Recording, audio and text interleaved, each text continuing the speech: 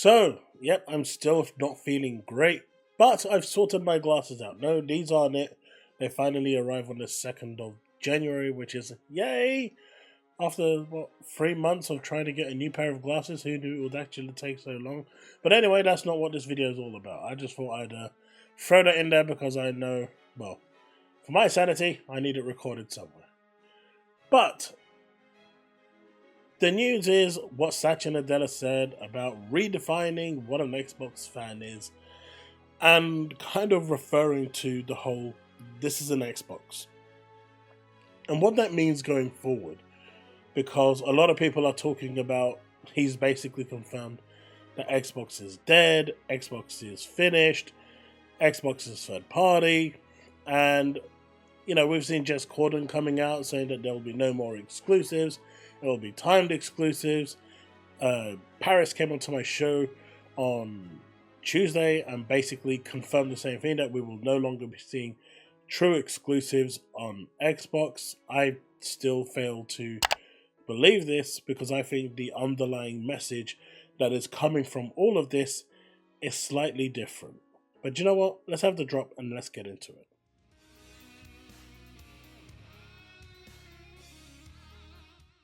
So here's the clip, and what I'm going to do is I'm going to play this clip in its entirety so we can actually see exactly and listen to exactly what's going on, what's being said, and then once we've listened to it, we can kind of break down what's being said here. So here we go.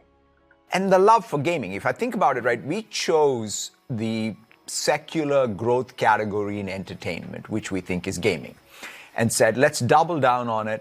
And it's been a passion for Microsoft ever since. In fact, I think Flight Simulator launched before Windows or Office even. And so it's like one of the longest franchises in this company. And so we said, let's take that joy of gaming everywhere, and that's why even these ads with Xbox now, where we are redefining what it means to be an Xbox fan. It's about being able to enjoy Xbox on all your devices. So our strategy with Activision content now is in full force. We feel fantastic about the progress we've made, and more importantly, I think on long term, as a company, we can bring the best of AI innovation, cloud innovation, console innovation, PC innovation to build the best games that can be enjoyed by gamers everywhere. So that's basically what's being said. So what is he exactly saying here? Now we do have a transcript over here of everything involved. So for those of you wondering, will there be a next Xbox console? He's clearly spoken about console innovation, which means that console will be there, but it's just not stopping at console. They have seen that the Xbox brand on its own, the console on its own, is not selling. It doesn't have the same appeal as, say, Nintendo does or PlayStation does in the gaming world. Also, younger audiences just aren't consistently gaming on consoles. They're gaming on everything else as well. So they're looking to expand. That's where this is an Xbox ad really comes in and is actually quite powerful. One thing Microsoft hasn't had is brand awareness. They've really not been out there at all saying this is on Game Pass day one. People don't even know what Game Pass is. That's actually a thing. I've spoken to people at work. They don't know what Game Pass is. You have to explain it to them. And there's been nothing out there in terms of the media that can actually tell them what what Game Pass is. So this whole exposure, play it day one on Game Pass. Well, what is Game Pass? Is that a console? Is that a handheld device? What is it? Nothing is explained. And so relying on word of mouth, which is what they've been doing for a long time, just hasn't worked. It's had zero reach. And as you're seeing, the console itself is selling less and less over time. There's just, in terms of the brand strength, it's diminishing. So the whole purpose of what this is an Xbox is to really reach out to the wider audience, to those people who are super casual, that don't know about Xbox, to now tell them, hey, that mobile phone you're watching this ad on right now, if you click here on the CTA, you can jump into the latest Call of Duty right now on your phone and start playing. You can hook up to it a controller and off you go, or you can have touch controls if it's supported, off you go. And games are now, what they're trying to do here is really actually quite strong and powerful. They're trying to get people into the ecosystem by getting them in through the door. I mean, it's like something that I see often referred to in the gacha universe. And I know a lot of you don't like gacha games because of how predatory they are. But they make it super easy, and they try to entice you with all of these awesome one-time purchase benefits where you get like 10 times the rewards for that one-time purchase. And then after that, you don't get nothing. You just get the basic thing. But generally, the idea is that first purchase is the taboo. That's where your mind kind of puts a block in front and stops you from making that purchase. That's where the big issue is, right? Once you've made that purchase, once you've crossed that line, it then becomes a lot more simpler because you just don't care anymore. The world didn't end. The Armageddon didn't arrive. Your bank balance, hopefully, didn't hit zero. And so everything returns as normal, and that fear that you was feeling is no longer there. Now, if we change this back to the Xbox, the idea is if you get them to jump into Game Pass Ultimate in particular, and they've got all of these games available on the cloud for you to play already, and now they're doing, they've added 50 games and even more games now to where you can purchase them and play them as well, day one, well, that kind of gets you into the ecosystem. And then the idea is, if you wanted to get the full benefit of an Xbox, you buy the console, because that's where you are going to get the totality of the experience. Now, of course, those that are more, intricate and involved within the gaming universe will say, well, if the games are coming to PlayStation anyway, why will I even bother? And that's a good question. And that is a problem that they have created, because it is a problem that they have created. Because that kind of contradicts what they're looking at. But they're no longer looking at that audience. They're no longer looking at the audience of me, you. We're no longer their primary focus. As much as it pains me to say that, as much as it pains me to, admit that, we are no longer their primary focus. Their primary focus are the new generation, and those people that are the new generation and those normies who just want to sit down in front of their TV and find out that they can play Xbox games off the bat, and off you go into the gaming universe of Xbox through xCloud and start playing. That is their priority right now. That is not to say that they're not going to continue supporting people like me who want a console.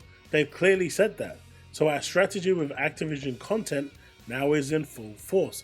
And it's interesting how they say Activision and not Microsoft Game Studios in its totality. So there seems to be highly focused around Activision. But we're seeing now games like Outer Worlds 2 also going day and date. So more games are going to go, and you'll be seeing more surprises. Whether the tentpole pillars go is going to be the real question. And I think that's when you're going to probably see a seismic shift. I think that will be where the final nail in the coffin goes. I think a lot of people are just waiting for that moment, but this also isn't healthy for the brand's image. If someone now who is stuck on this kind of trepidation, someone tells them, hey, what should I buy, an Xbox or a PlayStation? That person may tell them, don't buy an Xbox because all their games are going to PlayStation. Yes, you can have Game Pass, but you've got all those exclusives over there that you can't play on Xbox. Or go PC. There's no reason for you to buy an Xbox. Do you see where I'm coming from? So they have this real problem that they kind of need to divulge from. But the actual this is an Xbox brand is what they are talking about when they're saying we are trying to redefine what an Xbox gamer is. Because at the end of the day, that is where it's at. You can turn around and say that there are multiple reasons for this. But as Jez says here, the Outer Worlds 2 being announced for PlayStation was not a result of a game being delayed out of 25, nor was it a result of Xbox or developer Obsidian needing a rapid cash injection. It was decided as a result of 4 Xbox games previously slated to move to PlayStation, having no material impact on active Xbox console users. Do you remember back when PSN got added to Helldivers and the community went rabid and they forced a change? That is what the Xbox community needed to do. But the majority, especially on social media, just accepted it and moved on. There was no fight back. There was no pushback. And the pushback that was there just wasn't enough. It was nowhere near on the level that you need to get a response. We needed the same response, the same pushback like we did at the start of the year, where it went completely crazy and forced them to do that, business update where they came out with the 4 games. That was the level of pushback they needed, and they didn't get it. So as far as they're concerned, it's business as usual, and no one cares if we put games on PlayStation, if we put games on Switch. And if you look on the wide scale of social media, the majority don't care. I've seen so many people say, what's the problem with more people playing the game? That's a good thing, and Microsoft make more money. Sure, that is definitely a point. But it also devalues the console further. It's not devaluing the brand, because the brand is still getting out there. But it's devaluing the console. 30 million consoles is not a small amount of consoles being sold. It is still a lot. And so Microsoft has pivoted, especially with the FTC case going on, and the way Game Pass is just not having the impact that they wanted. They're not. The message isn't going out there. Game Pass isn't selling itself. You look at Netflix and Amazon Prime and Hulu and all of this, they sell themselves. Disney Plus sells itself. Come and watch Deadpool and Wolverine here on Disney Plus. Even if you sign up for it for a month, for $5, whatever it is. You're signing up, you watch it, you watch a bunch of other movies for that month, and then you leave. Or you'll find that they have great shows that you really like and resonate with, and you'll stay. But Game Pass doesn't have that appeal. It doesn't have the power that Amazon, Google, and have in the world. They just don't. Game Pass doesn't have that market reach. And this is why they turn around and say, so we said, let's take that joy of gaming everywhere.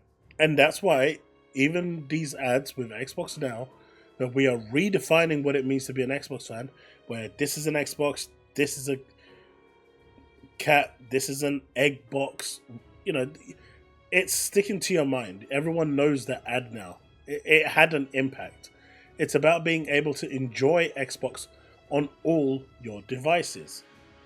And they finish off by saying, so our strategy with Activision content is now in full force. Activision content will be everywhere, regardless, period.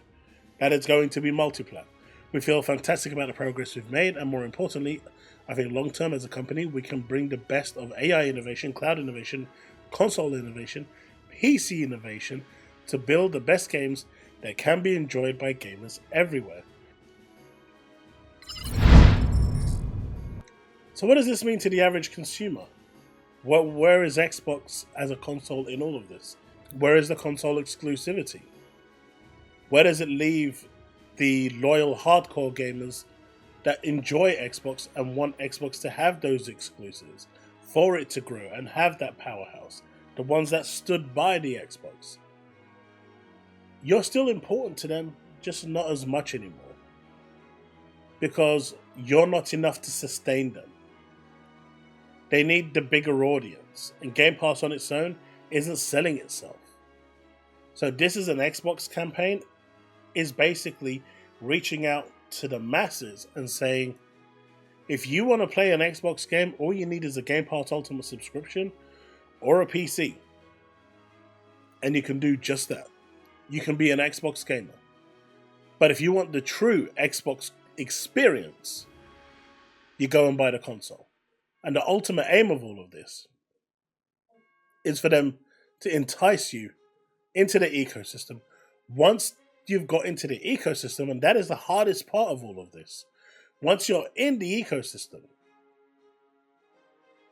and you're happy in the ecosystem and you see the value of Game Pass, which there is a lot of value in Game Pass, the next step from there is to invest in a console. Because if you want the true experience, that's where you're going to have it. with them confirming and reiterating again and again and again that console innovation and console hardware is always at the focus of what they're doing, there will always be a console. The only thing that they are not guaranteeing you anymore is true exclusives. And whether Xbox will have exclusives or not have exclusives, ultimately, no one can tell you outside of Microsoft, and they are not in the business to tell you the truth. They just won't do that. But what I can tell you is that the way they're redesigning Xbox, where you can play your games on your Asus ROG Ally, on your laptop, on your PC, on your phone, on a cloud machine, on your browser, on your TV, where you can just drop and play. You can go to your mate's house, log into their Xbox on their TV, to the Xbox app, and you can both start playing. It's really that simple. You don't have to lug around the console. What they're trying to do is entice more people into the ecosystem, and then that will hopefully get them ingrained and into the hardware. Xbox isn't actually dying. It's far from dying. In fact, I would say, despite the fact that console hardware is dropping rapidly, they are actually right now probably in one of the best positions they've ever been in terms of exposure. The game has changed, at least for Microsoft. For Microsoft, it's not about the old traditions anymore. The old console wars is dead, and anyone trying to cling on to that shouldn't. It's no longer a thing. What Microsoft wants now is to take everyone. The only question that now needs answering is, if you are porting your games day and date to other platforms, how does that entice them to come to your platform? We've seen this with Call of Duty, where in terms of console sales, it made almost no difference. And I've already posted I posted a tweet saying, if it's not exclusive, no one is going to pay $500 to jump from PlayStation to Xbox for one game. They're just not going to do it. Game Pass is not a big enough, being day one on Game Pass just isn't big enough of an incentive, especially if you play like 2 games a year. Now, we did see 3 million plus Xbox Game Pass subscribers, probably Ultimate subscribers, and that's great. That's a big boost. That's a huge number to increase from one game. But you're not going to see people jumping platforms. And so I think that's the next hurdle that they kind of need to figure out. And we know Activision games are going, but are they going to push the Gears and the Halos and the Forzas and the Fables and the Perfect Darks? Are they going to push those big titles? On Indiana Jones, I get. Even Outer Worlds, I get. Even though they said it was exclusive, it's a legacy title, and they've made their stance very clear on legacy titles. But what about the other tentpole titles? Will they stay on Xbox? Because if they don't, then the strategy doesn't make sense. At least to me.